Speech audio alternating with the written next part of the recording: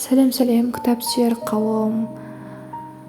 Мен бір өз оқиғаммен кітапты қалай оқып бастап кеттім, сонымен бөліскім келеді. Мен бұрындары тек мотивациялық және психологиялық кітаптарды ғана оқитынмын. Шығармаларды оқитын адамдарға таң қалатынмын. Шығарма дегеніміз ол автордың ойынан құрастырылған, қиялынан туған дүние деп қабылдайтын едім. Бірақ кейіннен бір кітапты оқып көруге қызығушылығым артты.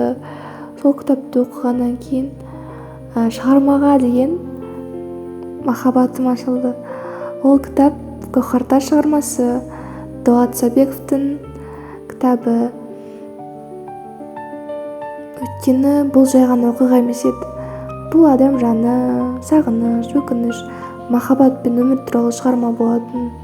Оқыған сайын кейіпкерлермен бірге қуандым, кейде мұңайдым.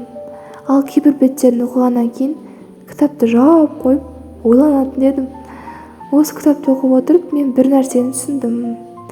Өмірдегі ең ауыр өкініш айтылмай қалған сөздер екен. Кейде біз жақсы көретін адамдарымызға жылы сөз айтуға, алғыс айтуға немесе кешірім сұрауға әлі уақыт көп деп ойлаймыз.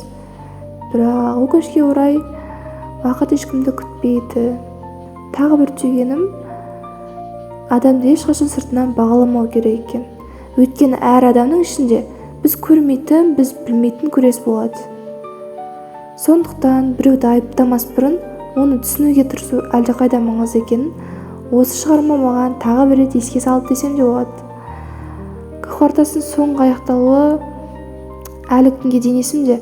Оқыған адамның бәрін де есте қалары анық. Кейде бір кітаптың соңғы сөйлемі бүкіл кітаптан да әсер қалдырады дейді ғой. Мен үшін дәл сондай болды. Мүмкін дәл сондықтан болар. Бұл кітап менің жүрегімде ерекше орын қалды. Осы кітаптан кейін мен Дулат Сабековтың басқа да шығармаларын ізденіп оқи бастадым. Себебі кейде бір кітап сені тұтас бір автордың шығармашылығына ғашық етеді. Мен үшін ол кітап Гауһартас болды. Егер сіз әлі бұл шығарманы оқымаған болсаңыз, міндетті түрде оқып көруге кеңес беремін. Мүмкін ол сіздің де жүрегіңізден ерекше орын алар. Егер осы видео жүрегіңізге жеткен болса, оған лайк басып арнама тіркеліңіз.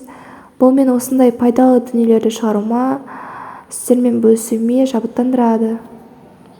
Барлықтарыңызға рахмет.